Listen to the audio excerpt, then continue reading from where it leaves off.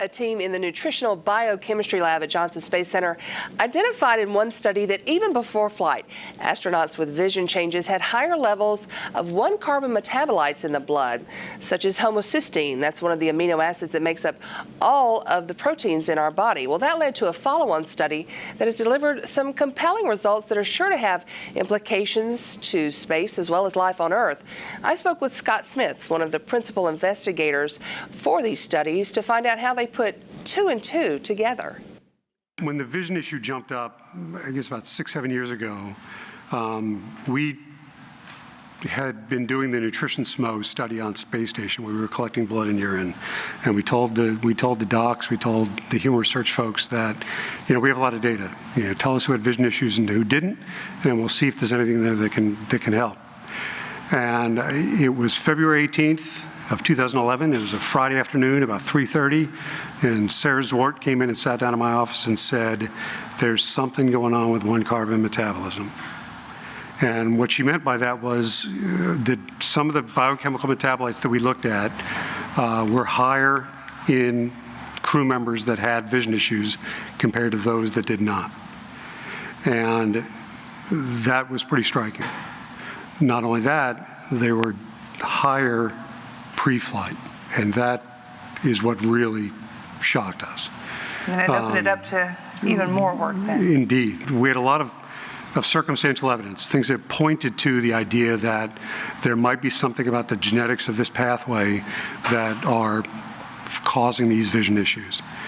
And we put in a proposal to go off and look at those, some of the genes. We sat down with 70 crew members and said, look, we want to collect some blood. We want to look at your genes. We're trying to figure out this vision thing. And all 70 of them gave us blood. That's kind of unheard of, right? All of them agree. That is unheard of. So they know how important this study is. Absolutely. And well, moreover, it tells you how important the problem is. Right. And the fact that we had some preliminary evidence and the fact that we were trying to chase this down, they were more than willing to help us. So then you got what you wanted, and what happened? And what we found was, in a sentence, we found that there's a genetic predisposition for some astronauts to develop ocular issues during spaceflight. Now, it's not a smoking gun. We didn't describe everybody that has vision issues or ocular issues, depending on how you want to call it. So there's a little more work to be done, but what we've shown is that there's an association between B vitamin status, things like folate, B12, B6, riboflavin, and genetics in who develops these issues. So now that you have this information, what do you do with it? Well, we need to go try to figure out what's in the middle. We need to figure out the black box, if you will, that what is it that's different about these individuals with these genetics that leads them to develop vision issues during spaceflight. And was there a difference between men and women? Well, the ophthalmic issues during spaceflight, frank vision issues have only occurred in men during spaceflight. And the common thinking is that, well, that's likely because we haven't flown enough women.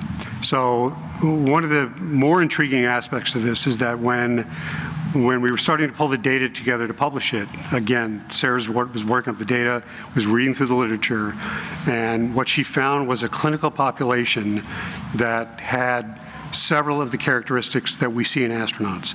Higher concentration of these same chemicals that we were looking at, higher concentration of these genetic differences, thicker retinal nerve fiber layers, lots of things, 7 or 8 different things that this clinical population had that the astronauts also have. And the clinical population is women diagnosed with polycystic ovary syndrome, which is the most common cause of infertility in women. It affects 10 to 15% of women, which is a phenomenal number for incidence. And again, the characterization relative to the astronauts is striking. It's something you weren't looking for, but really kind of stumbled upon. Absolutely. So now that leads to more work with the Mayo Clinic, correct? Indeed. And what we've done is we proposed a study. We brought in some collaborators, and we're now about to embark on a study with co-investigators at the Mayo Clinic, an endocrinologist up there, Alice Chang, and a neuro-ophthalmologist up there, John Chen. And we're going to study women with polycystic ovary syndrome and with women with intracranial hypertension to see if their genetics and their biochemistry indeed matches what we found with the astronauts. So if that's the case, then what's the result? What's the outcome? What do you hope happens? Well, the first step is that, this will give us confidence, and this will give everybody confidence that we're on the right path. What we then need to do is study women with this syndrome to find out what's different about them that might lead them to have ophthalmologic issues if they went to spaceflight. And to get at the mechanism of what's causing this disease, both this disease in women with PCOS and this disease in astronauts flying in space.